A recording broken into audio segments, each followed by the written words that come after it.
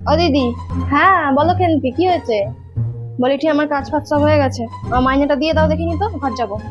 মাইনে চাই মানে এত তাড়াতাড়ি মাইনে কি হবে তোমার? এখন মাইনে হবে না, কোথাও কি দরকার টরকার নাকি? মাইনে আমার তাড়াতাড়ি দরকার, আমার শরীরটা না কদিন ধরে একটু ভালো যাচ্ছে না। আমি ভাবতেছিলাম যে আমি একটু দেশ ঘরকে ঘুরে এসি, একটু দেশ ঘরকে ঘুরে এলে একটু শরীরটা ভালো হবে। কোমর ফোমর প্রচুর ব্যথা, তোমরা যা খাটাও বাবা, এই মাইনেতে খাটলে হয় না এত। ভাবছি দেশ ঘর চলে যাবো, থাকবো নি, তুমি আমার মাইনেটা দিয়ে দাও, আমি চলে যাবো, আমি তার থাকবো না। দেশের বাড়ি যাবে কেন? হঠাৎ দেশের বাড়ি যাওয়ার কি দরকার? তোমার এই পাশে এত কাজপত্র আছে, সেসব ছেড়ে দেশের বাড়ি কি করতে যাবে? তোমাদেরকে কাজ করবে তা মোর জেনে কি হবে, মুই তো আর করবো নি। আমি দেশ ঘর যাবো, মোর দেশ ঘরে ওখানে মোর দিদা জেঠা ওরা সব আছে, ওদের ওথায় আমি ধান জমিতে গিয়ে ধান লাগাবো, ধান রুইবো, আমি উঠায় কাজ করবো। ইথায় তোমাদের এখানে কাজ করে কিছু লাভ নাই। মোর মাইনেটা বাবা তুমি দিয়ে দাও, মুখ চলে যাবো আজকে। এই না না, সামনে পুজো, এখন তোমার কাজ ফাজ ছাড়া যাবে না। এই সময় কাজপত্র ছাড়লে আমি ঘর সংসার নিয়ে, ঘরে লোকজন আসবে, আমি কি করে সামলাবো? এই সময় কাজপত্র ছাড়লে হবে না। পুজো সামনে তো আমি কি করবো বলো? তোমাদের বড় লোকেদের পুজো, আমাদের গরিবদের কি আর পুজো? তো আমাদের তো সেসব জেনে আর লাভ নেই। তুমি বাবা চলে যাবো, তোমার অত পুজো কি তুমি বুঝবে, আমি অত জানি না। মোর বাবা তুমি টাকা দাও, মুই পালাই। আরে তোমার অসুবিধাটা কি হয়েছে সেটা তো বলো। দেখো, এবার তোমার কষ্ট হবে সেটা আলাদা ব্যাপার, সেটা বুঝে মুই হয়তো থাকতে পারি, কিন্তু মোরও তো কষ্টটা বুঝতে হবে নাকি? মুই যে এত কষ্ট করে হেতায় কাজ করি ঠিক, মোরও একটু কষ্টটা বুঝতে হবে। দেখো শোনো, সামনে এখন পুজো, এই সময় এইসব বাহানা একদম বলো না। তোমার কি দরকার তুমি সেটা বলো না।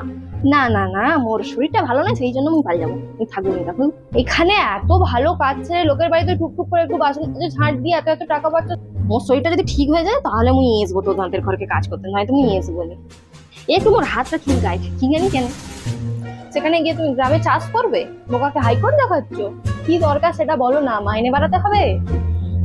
বাড়লে তো ভালোই হয়। অন্য ঘরের সব অনেক অনেক বাড়িয়েছে, তুমি সাথে এই বাবা আমার ঘরে এক রেখে দিয়েছো।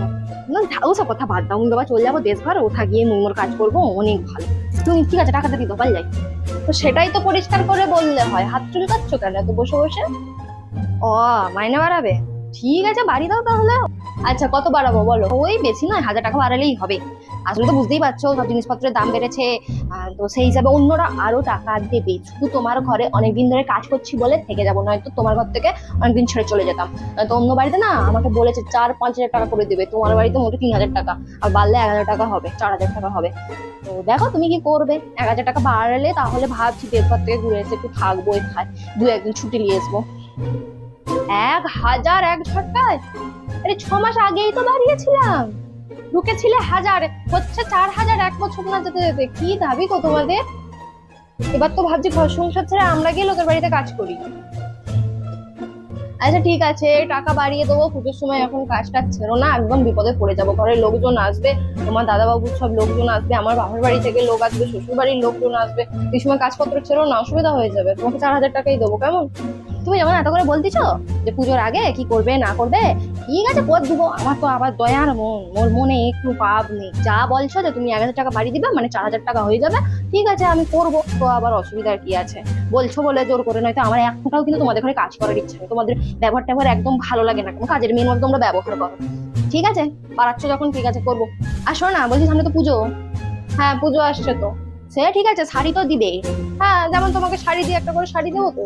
অন্যবারে তো ছাপা শাড়ি দিয়ে কাজ মিটি দাও, এইবারে আমার কিন্তু একটা ভালো দেখে জামদানি শাড়ি চাই। আবার জামদানি? নিজেদের ঘরের আমদানি কমে যাচ্ছে, আবার তোমায় দিতে হবে জামদানি? নয়তো আমি অন্য ঘরে কাজ করতে চলে যাবো। তুমি তো আবার সেটা যেতে দিবে নি, একটা ভালো দেখে জামদানি দিও, লাল আর সবুজের যেন কাজ থাকে। হ্যাঁ মাঝে মাঝে আমি তো গুলিয়েই ফেলি, কে বাড়ির কাজের মাঝে, তুমি না আমি। ঠিক আছে জামদানি দিয়ে দেবো একটা। আর একটা কথা বলে রাখি, শুধু আবার শাড়িটা যেন দিয়ে দিও নি, একটা ব্লাউজ দিও, ছায়া দিও, ছায়ার একটা দড়ি দিও, হ্যাঁ ভালো করে, নয়তো এপাশ ওপাশ দড়ি খুঁজতে যেতে হয়। আগের বারে কিচ্ছু দাওনি তুমি। একটা ভালো দেখে শাড়ি দিও জামদানি, ব্লাউজ দিও, একটা লাল দেখে ব্লাউজ দিও, হ্যাঁ একদম এতটা হাতে এখানে কুচি কুচি থাকবে, সবাই পরে এখন।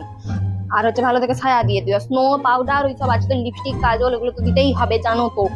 ফরমাস ভালো আছে তোমার, একটা ভালো দেখে কাজের মেয়ে পেয়ে যাই, তারপর তোকে দেখাচ্ছি মজা। ঠিক আছে বারবার বলতিছ, সেই জন্যই থেকে যাই ঠিকই, মানে তুমি কবেই চলে যেতাম তোমাদের ঘর থেকে। তাড়াতাড়ি মাইনেটা দিয়ে দিও, হ্যাঁ। আর পুজো 10 দিন বাকি, তাড়াতাড়ি শাড়ি টাড়ি গুলো সব দিয়ে দিও। আর শাড়িটা পিকো করে দিবে কিন্তু, ফলস পার বসে দিবে। আমি বসাতে পারবো নি, যদি আমাকে পিকো ফলস পার করতে হয় একদিন আমি কাজে ছুটি নেবো কিন্তু। সবকিছু রেডি করে দিবে। আচ্ছা ঠিক আছে, ছায়া ব্লাউজ দড়ি সব দেবো, পারলে তোমাকে পরিয়েও দেবো, হ্যাঁ গিয়ে।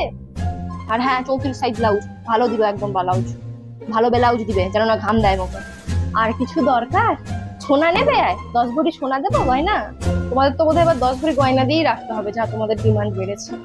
ঠিক আছে, বাকি কাজগুলো করে দিই। ভেবেছিলাম তোমাদের কাজটা একটু ছেড়ে দেবো, তুমি যখন এত করে বলতিছো ছাড়বুনি। আচ্ছা ঠিক আছে, মাইনে বাড়িয়ে দেবো, জামদানি দেবো, সবই দেবো তোমাকে। তুমি যাও এখন গিয়ে বাসনগুলো মাজো তো দেখি তাড়াতাড়ি, আমি রান্না করবো।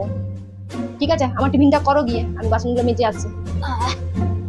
উফ, এদের যা ডিমান্ড দিন দিন বাড়তেই আছে, ঘটি বাটি বিক্রি করে দিতে হবে এদের জ্বালা। মাঝে মাঝে ভুলেই যাই আমি বাড়ির কাজের মাঝি না ও বাড়ির কাজের মাঝি।